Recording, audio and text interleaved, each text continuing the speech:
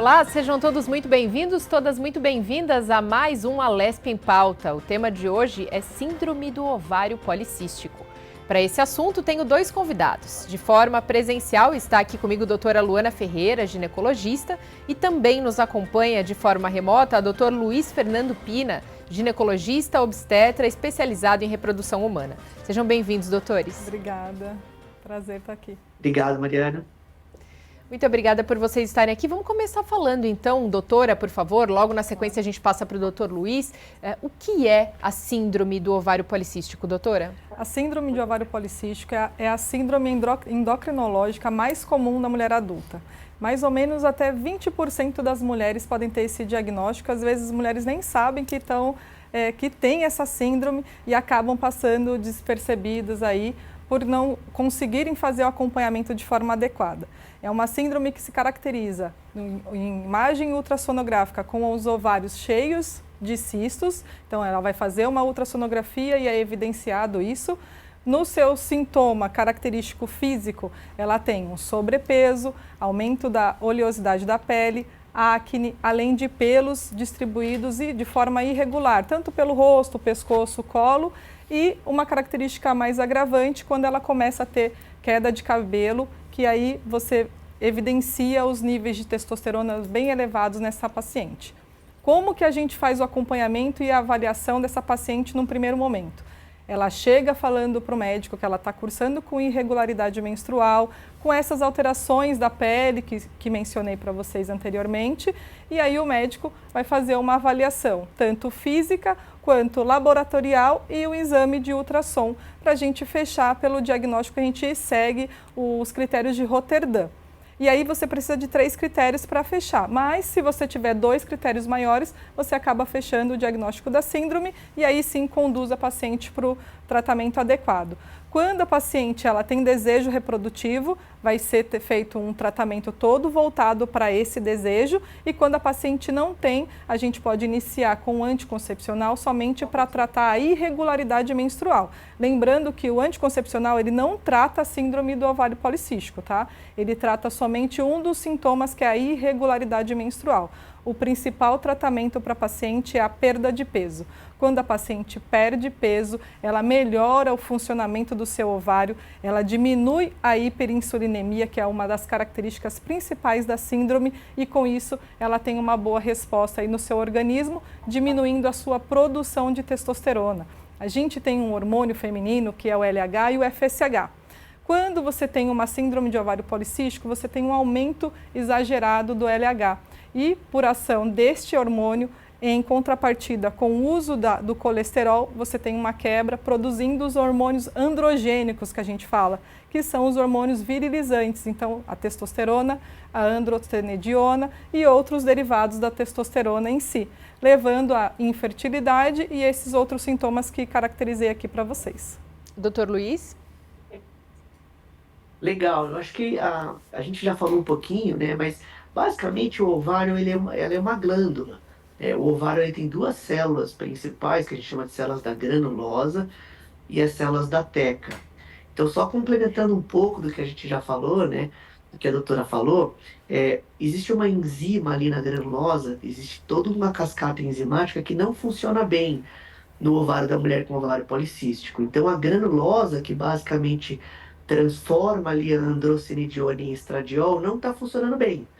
O que faz com que ela sobre esses hormônios, né? A teca, que é essa outra célula, está funcionando bem, então ela vai produzindo todos esses hormônios e ela não transforma ali no estradiol. Então, esse é o probleminha básico do ovário, é uma endocrinopatia, né? Um problema da glândula do ovário, que faz com que ela tenha todos esses hormônios aumentados.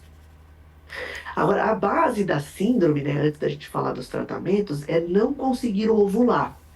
Então, basicamente, existem essas 2 células, né, o que a gente chama de FSH e o que a gente chama da granulosa e o que a gente chama da teca. E a granulosa, que tem esse FSH, não funciona bem. Então, um dos principais problemas da síndrome é a anovulação crônica. A mulher não consegue ovular, ela não recruta um folículozinho ali, que nada mais é do que a unidade funcional ovariana, e aí como esse folículo não cresce, ela não ovula. E aí tudo isso que a doutora estava explicando ali são repercussões dessa não ovulação, de forma crônica. E uma das principais coisas que foi super bem ressaltado é a irregularidade menstrual. Como ela não consegue recrutar esse folículozinho, ela não ovula, ela não faz uma segunda parte do ciclo menstrual, que a gente chama de fase lútea, e aí ela acaba não menstruando. Agora, o grande segredo da síndrome é que é uma síndrome muito comum. Quase 20% da população, 15 a 20% em graus diferentes ali de penetrância, existe na população. Então, acho que o primeiro ponto é parabenizar o programa, porque é uma síndrome muito comum, é uma síndrome que tem várias repercussões no longo prazo, e merece bastante discussão. E aí, doutor, já aproveitando que o senhor está falando sobre a importância do tema, é uma síndrome que hoje acomete quantos por cento, em média, das mulheres brasileiras, por exemplo? Legal, Mariana, a pergunta é boa, porque existem vários critérios, né? Agora saiu uma classificação super nova de ovário policístico. Então, quando você pega ali a função dessa enzima, né, a enzima específica do ovário chama aromatase. Tem alguns nomes mais dificinhos, mas essa enzima ela tem várias penetrâncias. E essa cascata de enzimas ela pode funcionar bastante, ou normalmente, e ela pode funcionar um pouquinho menos. Os diagnósticos mais severos da doença, que foram descritos ali em 1935, existiam dois autores que chamavam Stein e Leventhal, eles caracterizaram a síndrome com as pessoas com muitos sintomas. Então é aquilo, a gente tem obesidade centrípeta, né, uma obesidade um pouquinho mais masculina, a gente tem a pessoa que tem muita pilificação, tem muito pelo, o pelo é um pouquinho mais espesso, que tem a irregularidade menstrual muito forte, né, os pacientes realmente não ovulam, ou às vezes ficam assim 8, 10 meses sem menstruar, Mariana.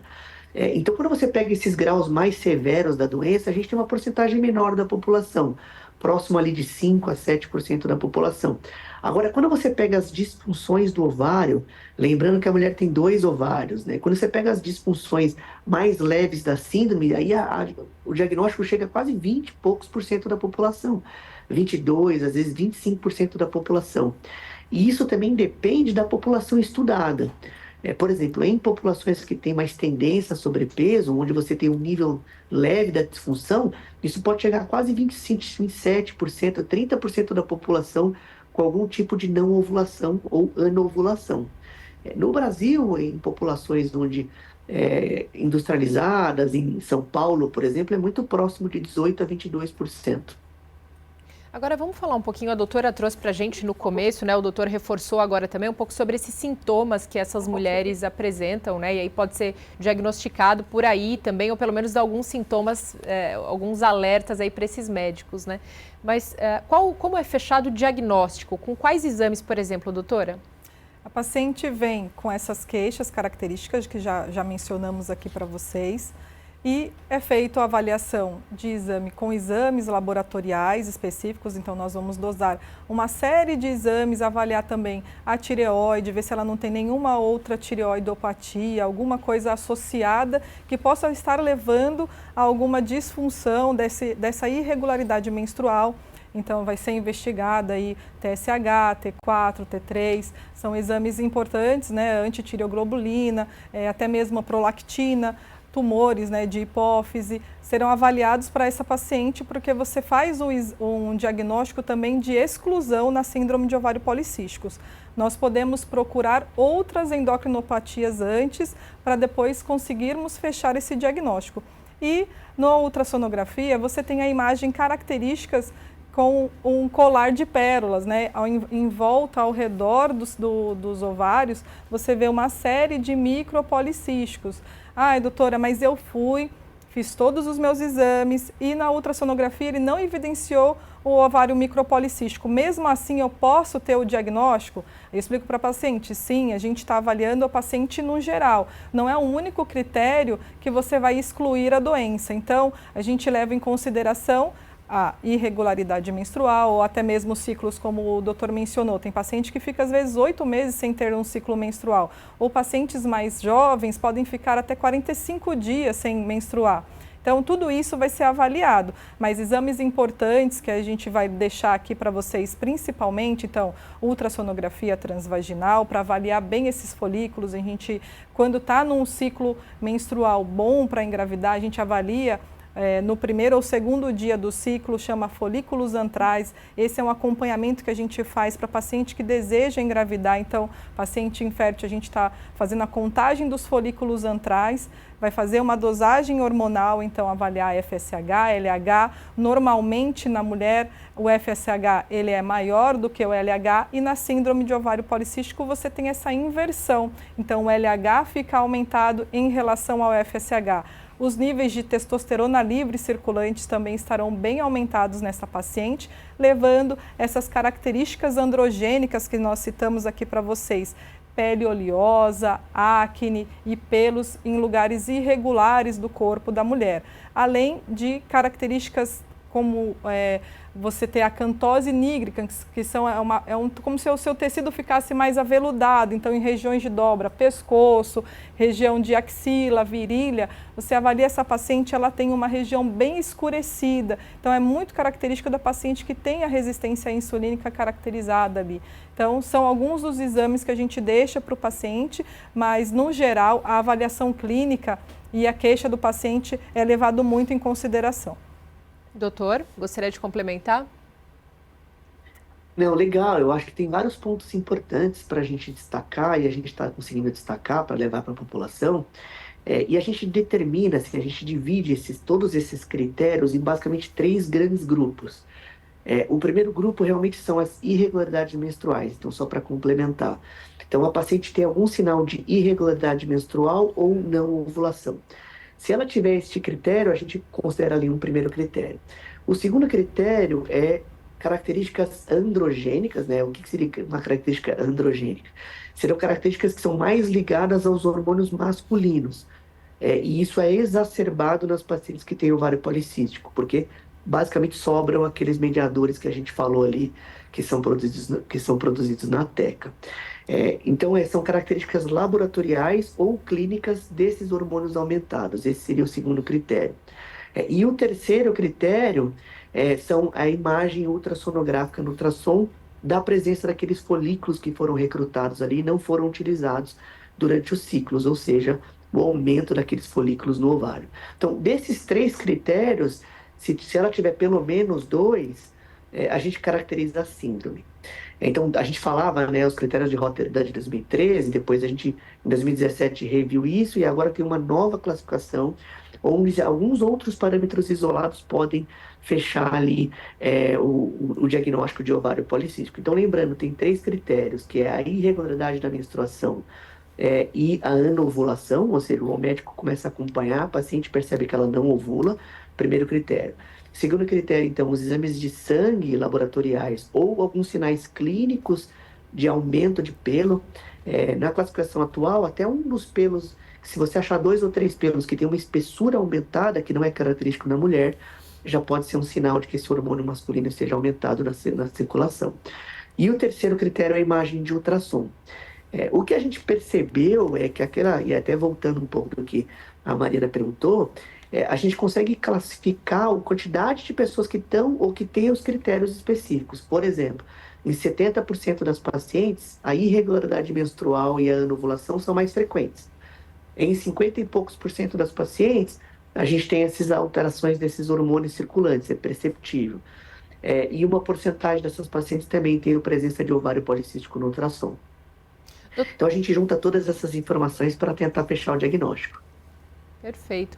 Doutor, e essas mulheres relatam dores também? Ou seja, a síndrome do ovário policístico pode vir acompanhada? Bom, é uma pergunta boa, porque normalmente o ovário policístico não é uma síndrome álgica, não é uma síndrome que cursa com dor. A gente tem vários outros diagnósticos diferenciais, que a gente fala várias coisas que a gente pensa nas dores pélvicas, né? Na dor ali na região inferior do abdômen da mulher. Então tem a endometriose, tem as varizes pélvicas, tem outras causas. Então, ovário policístico não é uma síndrome que cursa normalmente com dor. Perfeito. Doutora, fala um pouco pra gente sobre a diferença e se existe alguma diferença, né, entre cisto no ovário e síndrome do ovário policístico. Muito legal essa pergunta, porque muitas pacientes procuram a gente, né, o médico ginecologista, e falando, fui fazer um exame de rotina que um outro colega pediu e viu lá que eu tenho síndrome de ovário policístico. Ela já vem caracterizando, falando o diagnóstico para a gente. E aí você vai avaliar aquele exame da paciente, a ultrassonografia, e você vê lá uma imagem de um cisto, às vezes de 2, 3 centímetros. Aquilo ali é um cisto que ele estava pronto para fecundação, ele estava se preparando para ser fecundado. É um cisto de ovulação. O seu organismo libera cada mês uma quantidade específica de óvulo para que ocorra a fecundação e aí sim você possa gestar.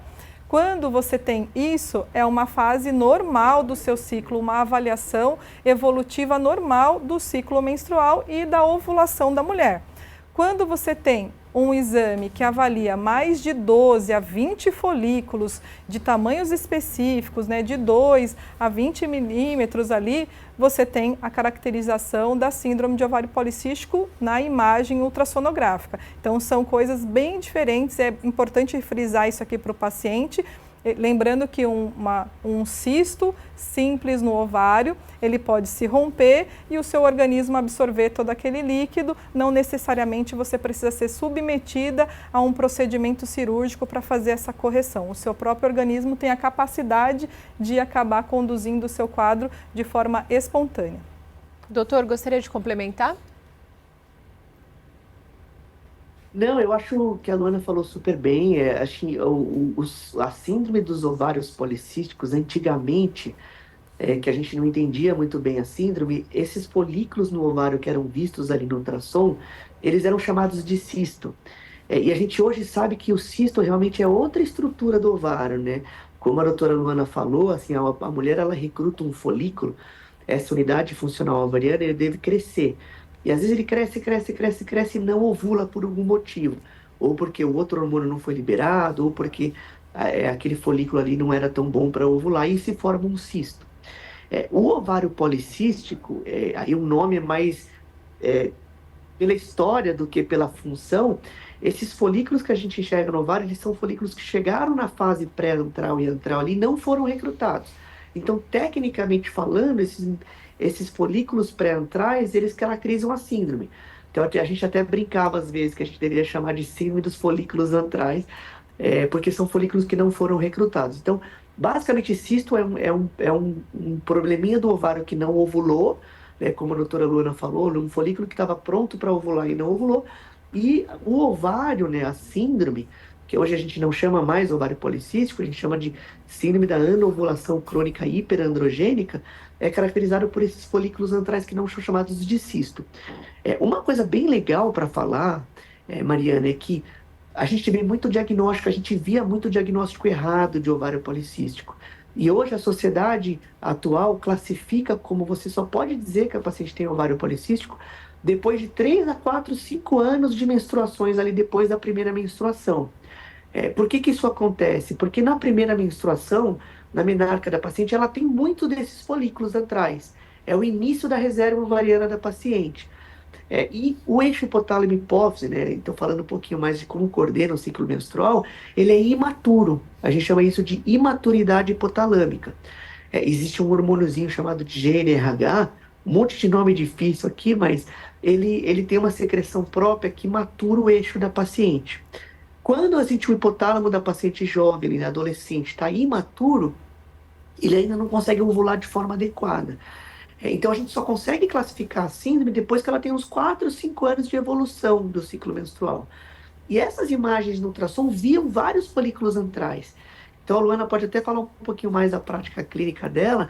A gente via muita paciente jovem, fala assim, nossa, eu tenho um ovário policístico a vida inteira. Sempre me falaram que eu tinha. Na verdade, o que ela tinha era uma boa reserva ovariana e uma imaturidade no eixo. Mais para frente, ela volta a se tornar ovulatória. Queria escutar um pouco a opinião da Luana sobre isso. É muito legal esse seu comentário, porque as pacientes chegam para mim, às vezes pacientes com 25 ou paciente com 13, 14 anos. Eu atendo as mulheres em várias faixas etárias aí, então acabo pegando várias fases da vida da mulher. E aí eu brinco assim, né, com a paciente, falo, olha, no mundo ideal, se todo mundo pudesse lá com 20 anos pegar sua reserva ovariana e armazenar e guardar para quando ela decidisse, né, engravidar, seria a melhor dos mundos, né? O melhor cenário para o médico especialista em fertilidade, porque aí ele ia ter a garantia de bons folículos armazenados. E eu explico, a mulher, ela tem um prazo de validade, o homem não. Ele tem a sua reserva ali a cada 72 horas, ele produz novos espermas e aí ele tem uma nova possibilidade de fertilização.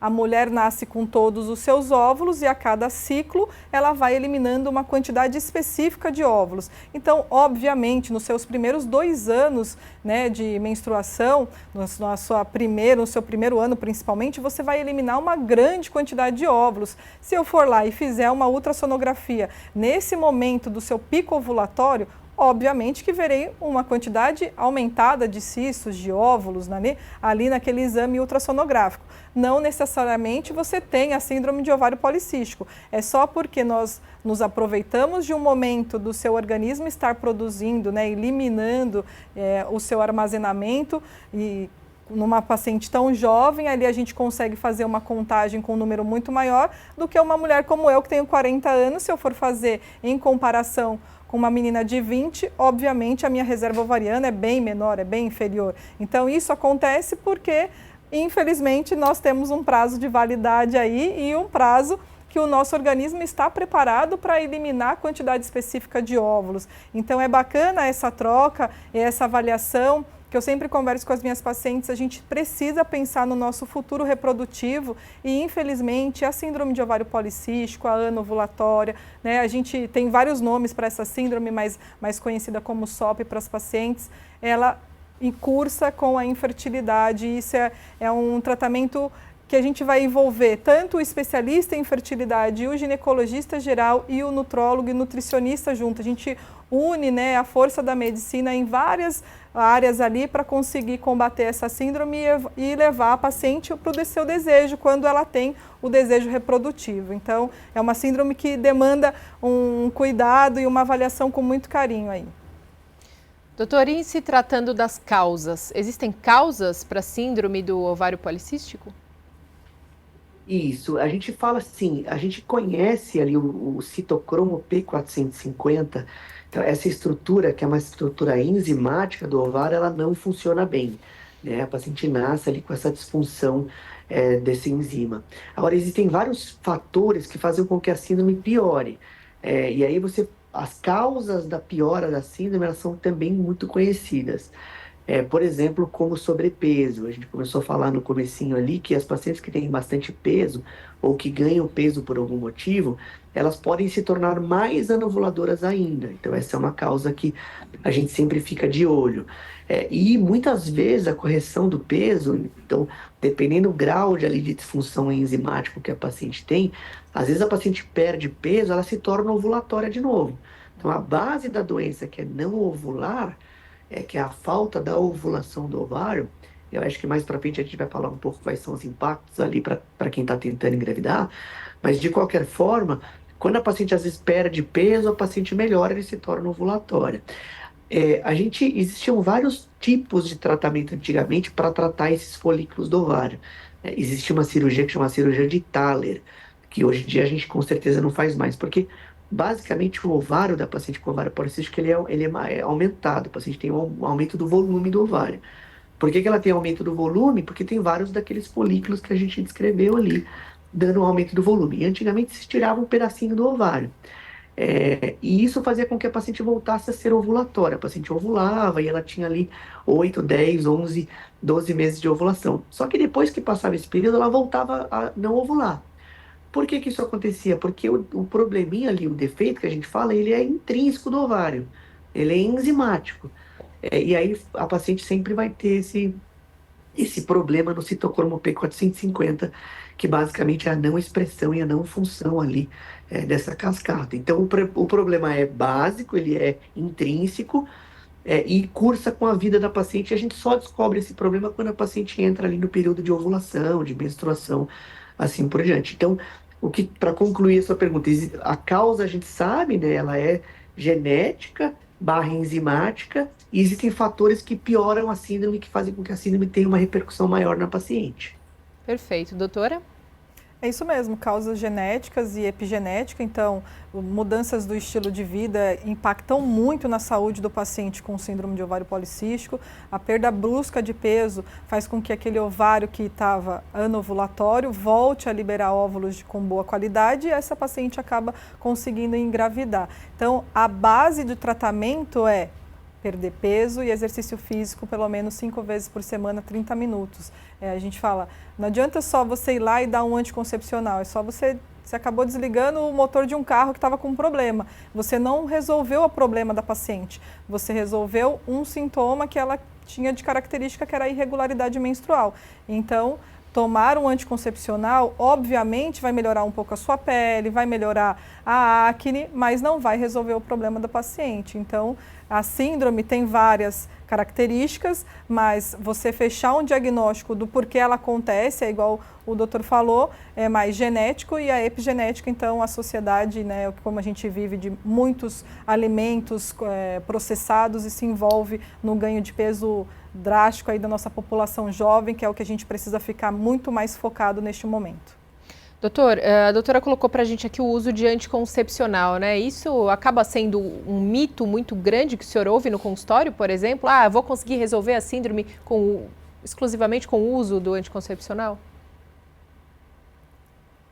Bom, vamos lá. A gente sempre divide aí os tratamentos das pacientes que têm a síndrome em 2 grandes braços. A gente pergunta para a paciente se ela quer engravidar ou se ela não quer engravidar no momento. Se o desejo dela for não engravidar no momento, ou seja, não reprodutivo imediato, existe uma gama de tratamentos que são possíveis. Um dos grandes problemas do útero, até do endométrio, né? O que é o endométrio? É aquela camadinha que tem dentro do útero que faz a paciente sangrar. No longo prazo, se a paciente não menstrua todo mês, isso pode dar um problema. Existem alguns hormônios ali do ovário, a paciente não produz um hormônio chamado estradiol, que é o hormônio principal do ovário. Só que ela produz muita estrona, que é um estrogênio que é produzido no tecido gorduroso da paciente. E esse estrogênio vai ali no endométrio da paciente e estimula o endométrio dela. E ela faz com que o endométrio cresça e ela não tenha progesterona, porque ela não ovula, né, que é o segundo hormôniozinho, e a paciente pode ter repercussões no longo prazo. Então, voltando assim, para a paciente que não quer engravidar, a gente tem um arsenal terapêutico. E a pílula é uma excelente opção de tratamento nesse caso. Por quê? Porque você faz a paciente voltar a sangrar, a paciente menstrua irregularmente, ou seja, o endométrio funciona, e você pode lançar mão de algumas progesteronas que têm o efeito de abaixar esse hormônio da circulação, desses androgênios, desses mediadores ali do hormônio masculino. Então, Luiz, dá um exemplo. A ciproterona, por exemplo. Existem pílulas que são formadas por estrógeno e progesterona, e essa progesterona, que é a ciproterona, tem a função de abaixar o hormônio masculino da circulação. Esse é um excelente tratamento, porque a paciente menstrua, você trata um pouquinho da parte da pele da paciente, você trata um pouco dos efeitos colaterais, que é aumento de oleosidade, que é acne, que é deixar o cabelinho mais fino, né, como a doutora Olana falou. Então, essa é uma opção bem importante. Existem vários outros tratamentos. A gente pode usar diuréticos também, que abaixam um pouco desses hormônios masculinos. A gente pode usar, por exemplo, como espironolactona. A gente usa a metformina. Ou seja, existem vários remédios. Esses remédios são tão importantes para usar, mas o mais importante disso tudo é a mudança do estilo de vida, como a gente tem comentado aqui. Então, esse grupo de tratamentos, a gente associa também, assim, tratamentos estéticos, laser, várias coisas para fazer a paciente ali, ajudar a paciente, assim como perder peso, que é fundamental. Se a paciente quer engravidar, aí entra num segundo grupo onde você não pode usar ali os hormônios para baixar a testosterona, porque o ovário não vai estar funcionando. Esse grupo de tratamento onde a paciente não quer engravidar, simplesmente a gente não faz o ovário funcionar, a gente trata os efeitos colaterais. Quando a paciente quer engravidar, ou seja, quando ela tem desejo de gravidez, aí entra num grupo que eu gosto muito, que é o grupo onde realmente eu trato as pacientes, que é fazer o ovário voltar a funcionar, um ovário que não está funcionando. Então, simplesmente a gente não pega só os problemas que ele está na circulação, a gente faz o ovário voltar a funcionar. E aí os tratamentos mudam, os remédios mudam, e aí vamos falar um pouquinho sobre isso agora. Exatamente. Mas antes, doutora, a gente tem que sair para um rapidíssimo intervalo. Na volta, vamos falar um pouco mais sobre estilo de vida, sobre fertilidade de mulheres, né, com síndrome de ovário policístico e também essa questão, claro, de novos tratamentos que estão aí cada vez mais evoluindo com a medicina. Vou pedir para que você em casa, é bem rápido o nosso intervalo, é só o tempo de beber uma água, daqui a pouquinho a gente está de volta. Até já.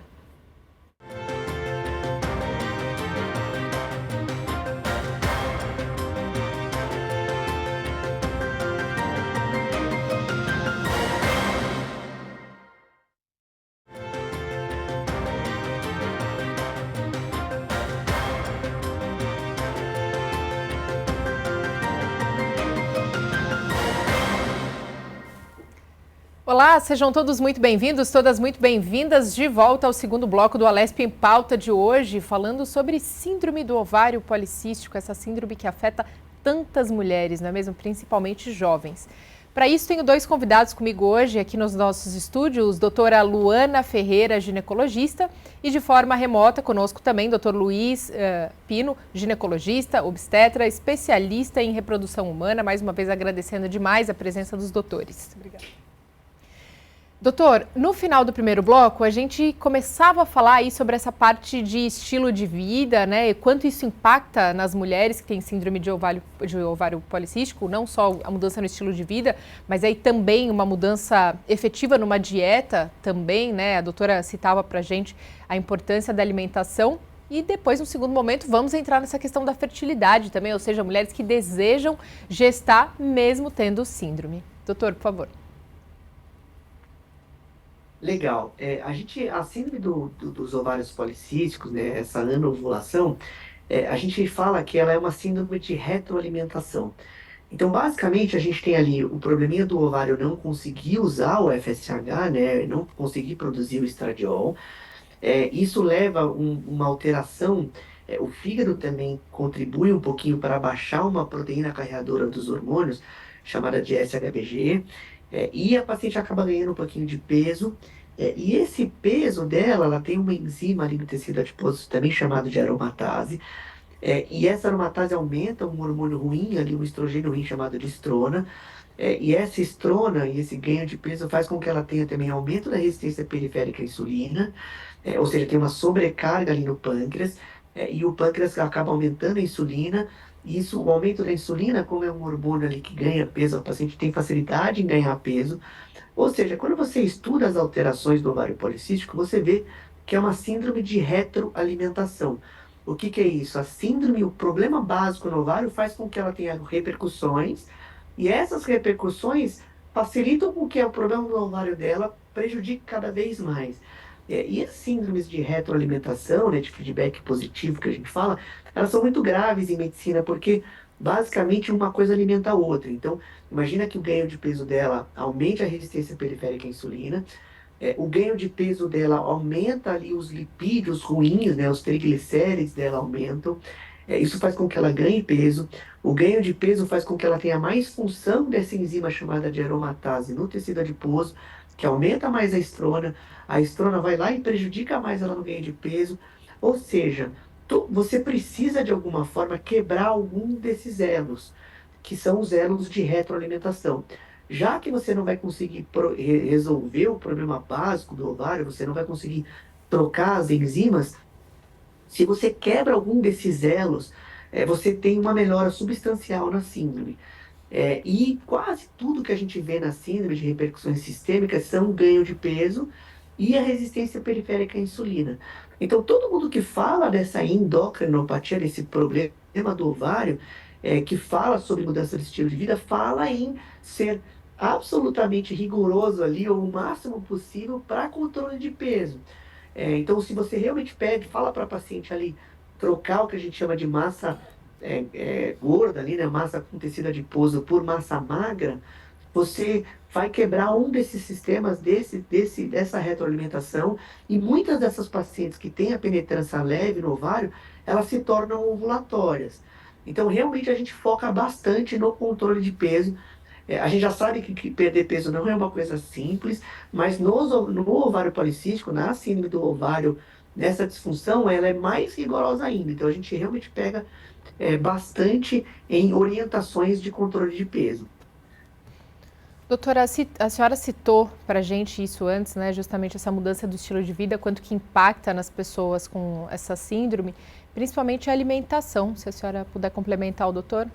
Sim, a gente explica para a paciente que ela vai ter que trocar o açúcar, a farinha branca, ela vai precisar optar por mais proteína e diminuir o carboidrato, porque senão ela vai ficar mandando o tempo todo a informação para a célula dela que ela está tendo a liberação de açúcar naquela célula. Chega uma hora que a célula não consegue mais captar esse açúcar e ela fica como um inflamado, né? A gente fala que o paciente só está inflamado por um depósito exagerado de açúcar no seu organismo. E aí ela fica cursando com a resistência insulínica. A gente volta sempre no mesmo ponto, mas porque a base da síndrome é a resistência insulínica. É ela quem faz todos esses outros sintomas que o doutor explicou da nossa cascata ovulatória. Ela, quando a gente consegue melhorar a alimentação do paciente e trocar essa massa gorda por massa magra, nós devolvemos para o organismo uma célula com uma melhor qualidade. E aí sim o seu ovário vai conseguir funcionar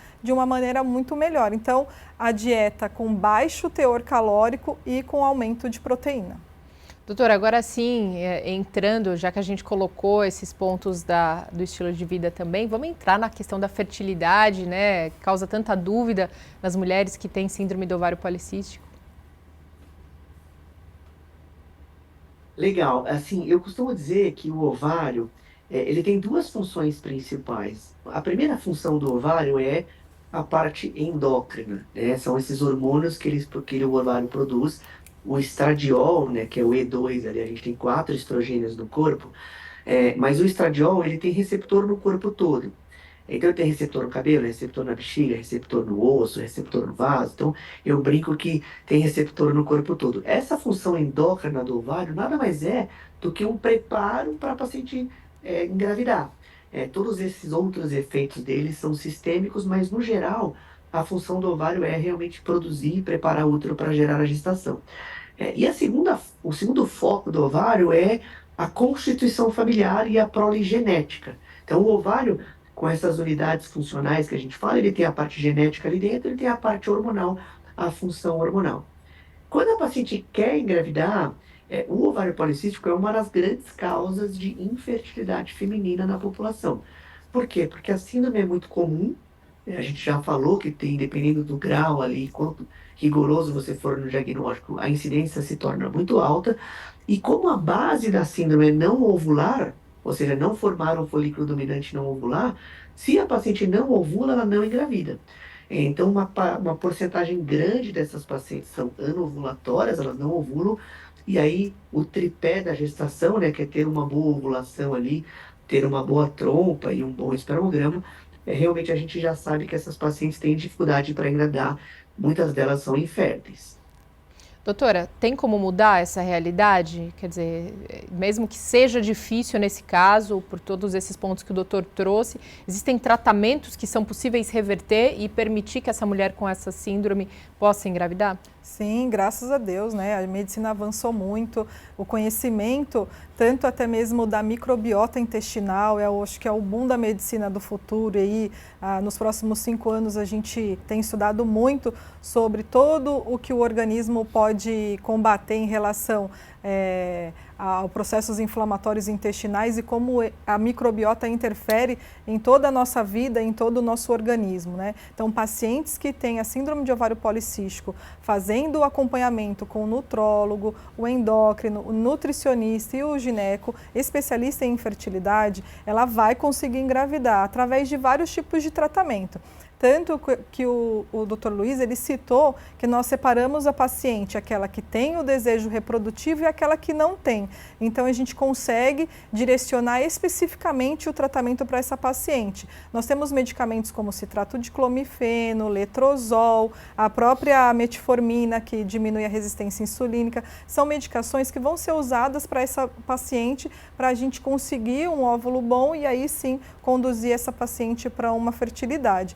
Além disso, a própria fertilização in vitro, né, é uma opção para o paciente, dependendo do seu histórico familiar, o seu acompanhamento e a sua indicação médica. Então, sim, há a possibilidade de gravidez, mesmo em pacientes com diagnóstico já há bastante tempo de SOP, sim.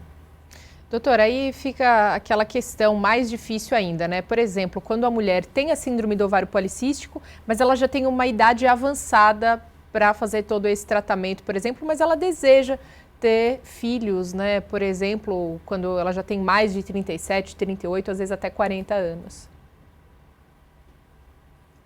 Exato, a gente está vivendo, né? E é esse, a gente brinca que existia uma evolução social, e graças a Deus existiu uma evolução social, né? A maternidade tardia é uma realidade, só que a gente brinca que não existiu uma evolução biológica, que acompanhou a evolução social. Então, realmente, assim, a maternidade tardia, ela traz alguns outros fatores ali para a discussão, e aí você escolhe o tipo de tratamento conforme todas essas variáveis que a gente coloca ali na conta, né? O quanto tempo que a paciente quer é, tem para engravidar, né? Qual é a idade da paciente, quantos filhos é que a paciente quer. Mas o principal goal, assim, o principal desafio do ovário policístico é fazer com que a paciente seja ovulatória, de alguma forma, e a gente vê isso no ciclo menstrual regular. Então, se você consegue optar por algum tipo de tratamento, às vezes doses um pouquinho aumentadas ali de metformina, ou esses indutores via oral, né, que a doutora Luana comentou, se trata de clomifeno e o inibidor da aromatase. Quando você usa esses remédios e a paciente se torna ovulatória, ela consequentemente vai ter o ciclo menstrual regular. E com o ciclo menstrual regular, se a paciente se expõe ao risco, a gente fala de gravidez, por 4, 5, 6, 7 meses, as pacientes se engravidam. Principalmente se ela tem o check-up da fertilidade normal, né? Se ela tem o espermograma normal, se ela tem a trompa ali bonitinha. Então, o principal objetivo dos médicos, com todo esse arsenal que a gente falou, controle de peso, dosagem de melhora dos hormônios circulantes, drogas para diminuir resistência periférica à insulina, drogas de indutoras da ovulação, no final do dia é fazer com que essa paciente tenha a menstruação regular. Por quê? Porque todas as pacientes ali que têm a menstruação regular são ovulatórias até que se prove o contrário. Então, a paciente ovulando bonitinho, ela vai engravidar, tendo os outros parâmetros. Bom, aconteceu isso 4, 5, 6 meses e a paciente não engravidou, aí sim a gente vai caminhando dentro dos tratamentos que a reprodução humana tem para chegar até o sucesso ali da gravidez. Então, a gente basicamente divide os tratamentos em baixa complexidade e alta complexidade, e aí a gente vai colocando tudo na conta ali. A reserva ovariana, a idade da paciente, o número de prole, o número de gravidez que a paciente quer ter para escolher o melhor tratamento. Doutora, quando o doutor Luiz fala em tratamentos mais complexos, né, quer dizer, os mais complicados aí em algum caso, a gente está falando especificamente do quê? São esses medicamentos que a gente acabou de citar para vocês, os indutores, né, que algumas pacientes têm chances de ter gestações gemelares, então isso também é avaliado, né, por cada paciente vai ter a sua avaliação específica. Então, se é uma paciente que tem um histórico familiar de gêmeos, tudo isso vai ser levado em consideração. Então, as pacientes que têm uma baixa ovulação, mas que respondem rapidamente a uma dieta, e aí ela com a baixa de peso, com a diminuição do seu peso, consegue voltar a ovular, essa é uma paciente mais tranquila de ser acompanhada. Já essa paciente que não responde, mesmo a perda de peso, a um indutor oral, ela pode ter que fazer ciclos de induções ovarianas com medicamentos injetáveis. E aí você aumenta o risco de gestações gemelares, mas tudo isso vai ser discutido com a paciente e orientado mesmo ela sobre a importância do acompanhamento correto. Então ela vai fazer exames de ultrassonografia a cada 2, 3 dias do ciclo. Então são avaliações muito específicas dessas pacientes, mas para vocês terem a noção de que a gente consegue fazer induções ovarianas até mesmo com medicamentos orais, medicamentos injetáveis e preparar essa paciente às vezes até mesmo para fazer uma fertilização in vitro. Agora, em algum caso, existe indicação cirúrgica? Às vezes, sim, a gente pode indicar uma cirurgia. Hoje em dia, a gente tem estudado mais sobre a videolaparoscopia minimamente invasiva guiada por ultrassonografia, que é onde a gente consegue avaliar esses folículos e ali furar esses folículos, eliminar o seu conteúdo na circulação e diminuir a testosterona ali circulante, o que estava bloqueando a ovulação dessa paciente. Então, tem procedimentos muito mais específicos, sim, para as pacientes hoje em dia. A gente consegue, cada paciente, individualizar a queixa e a causa daquela paciente e aí sim conduzir o seu tratamento de maneira específica com até mesmo procedimentos cirúrgicos. E aí nós falamos um pouco sobre consequências, inclusive com relação à fertilidade, mas doutor, existem outras consequências para a saúde dessas mulheres, na saúde no geral, que a síndrome do ovário policístico pode afetar, pode trazer? Com certeza, Mariana. Assim, a gente, como ela é uma síndrome crônica, né? Como ela é uma síndrome que pode afetar ali a parte hormonal da paciente por um prazo prolongado, a gente enxerga alguns problemas graves, né? O primeiro dele é a diabetes, né? A resistência periférica à insulina ela pode ficar tão grave, a obesidade, lembra assim, porque a gente tem um motor atrás dela, uma síndrome do ovário que está fazendo com que ela tenha dificuldade para perder peso. Então, se ela tem algum tipo de insuficiência pancreática ou se ela realmente sobrecarrega o pâncreas por um período prolongado, ela pode ter diabetes. O segundo ponto é essas pacientes, como elas podem ter dislipidemia, elas realmente aumentam o risco de infarto, de 3 a 7 vezes maior o risco de infarto cardíaco, né, infarto agudo no miocárdio, em pacientes que têm ovário policístico. Então, essa também é uma repercussão no longo prazo.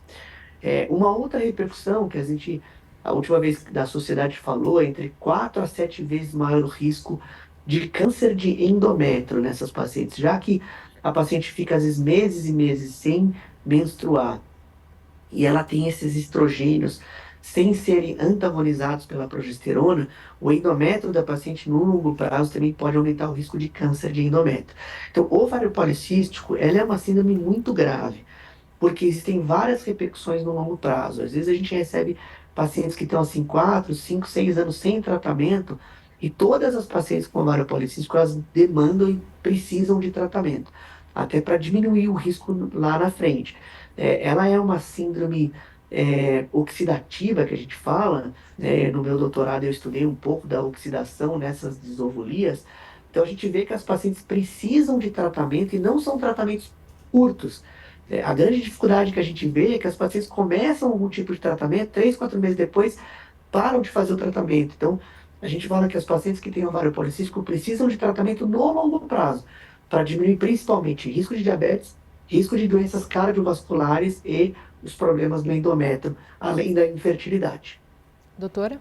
Isso mesmo, lembrando também que você, ao longo da sua vida, sendo exposta aí por mais de 20, 30 anos, às vezes, com essa síndrome sem acompanhamento, sem tratar, essas pacientes lá com 50, 55 anos, ali próxima da menopausa, elas ficam com um risco maior em relação ao câncer de mama. Então, a gente também orienta as pacientes estarem fazendo acompanhamento precoce com o mastologista, devido a essas alterações metabólicas, que infelizmente a mama capta muito o estrogênio e aí ele pode alimentar ali algum tumor que está com uma predisposição genética e ser alimentado por esse hormônio ao longo da vida dessa paciente e cursar, infelizmente, com um câncer de mama. Então, são as orientações mesmo, lembrando para essas pacientes na pré-menopausa, reforçar em relação ao câncer de endométrio, que, como o Dr. Luiz falou, que é muito importante a gente estar de olho nas pacientes na pré-menopausa e pós-menopausa.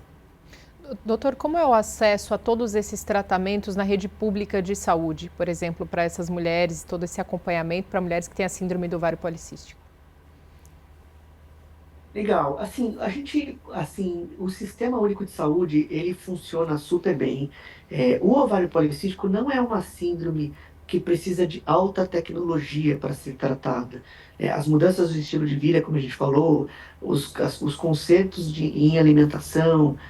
É claro que a gente conhece todos os problemas do sistema público de saúde, né? Assim, a dificuldade de consulta, tudo aquilo que a gente sabe, mas a síndrome não é uma síndrome que demanda, por exemplo, um diagnóstico muito caro, ou exames muito caros. Então, sim, a paciente tem ajuda no sistema público de saúde, ela precisa verbalizar que o ciclo menstrual dela não é regular. O que que a gente considera ali? Qual que é o sintoma guia?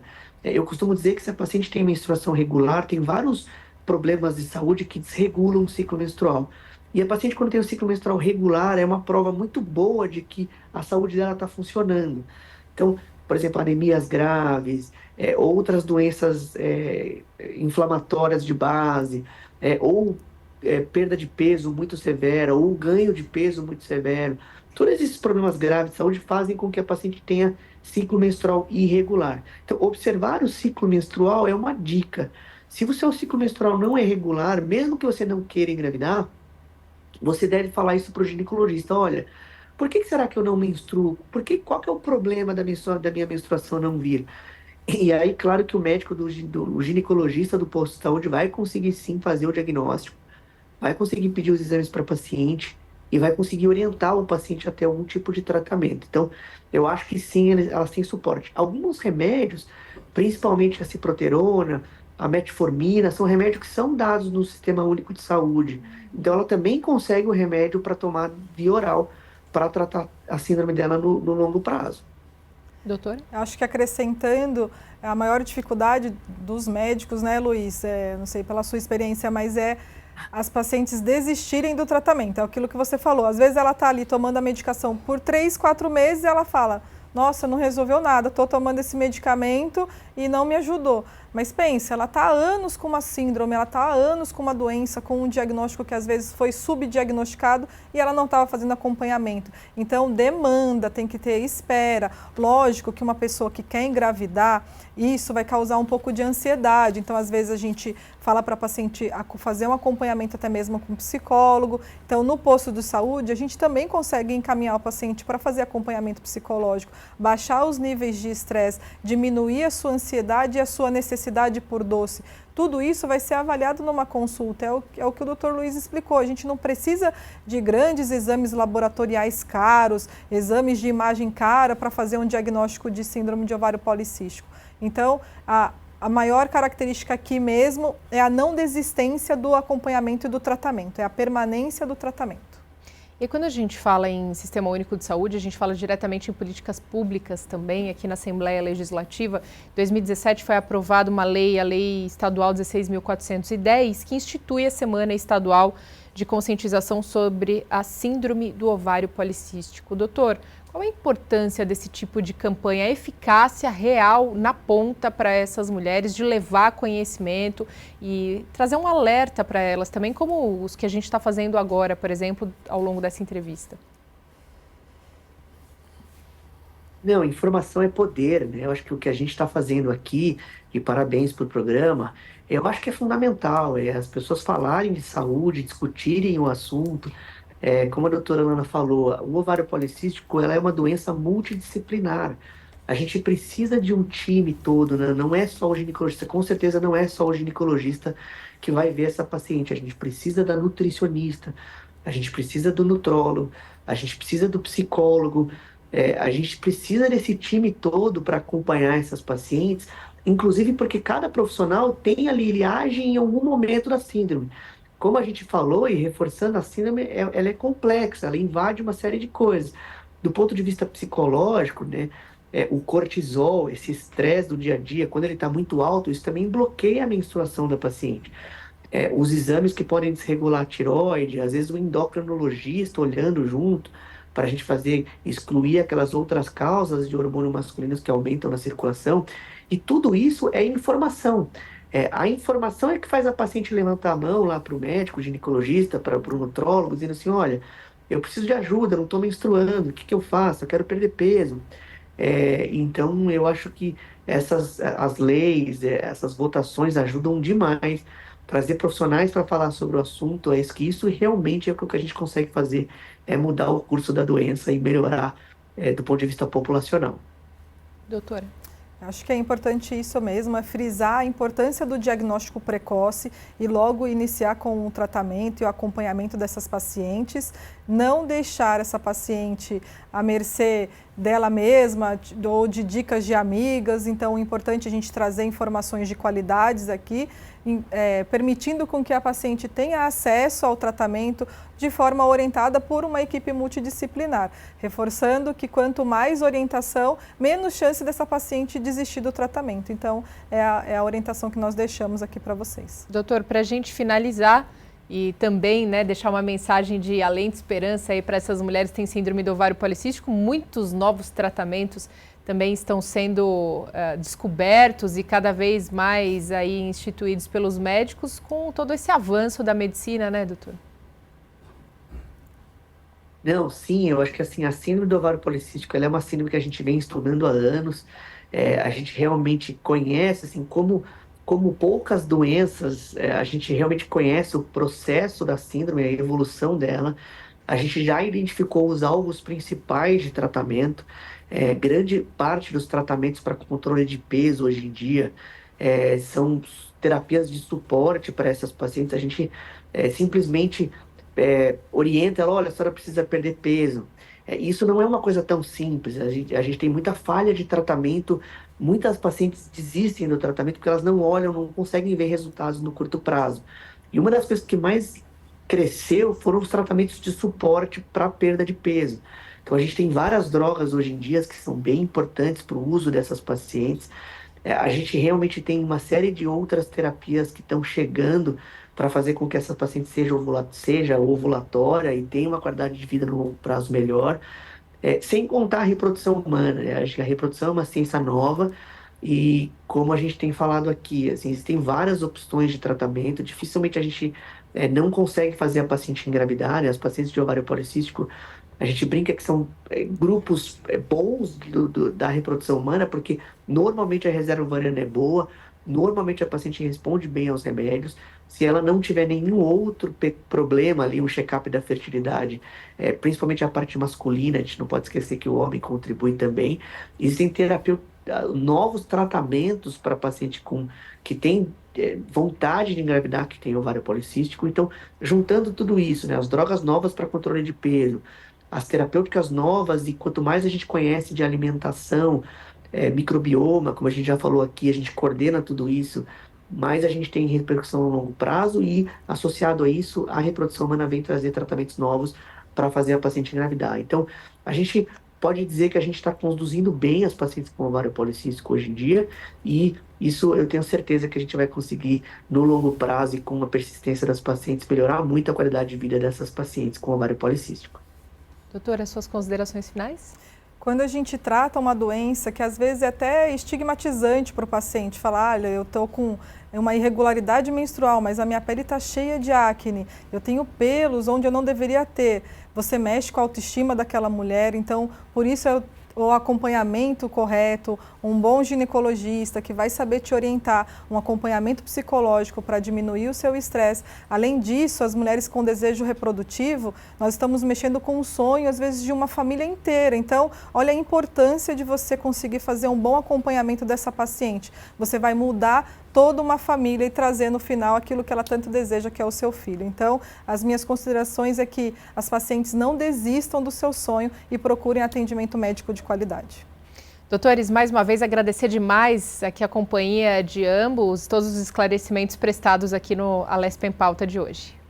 Obrigada. Obrigado pelo convite. Nós agradecemos sempre também a sua companhia, que esteve conosco, seja pela TV ou pela internet. E lembrando que você pode também acessar todos diversos outros programas da Rede Alesp no nosso YouTube. Mais uma vez, muito obrigada e a gente se vê ao longo da programação.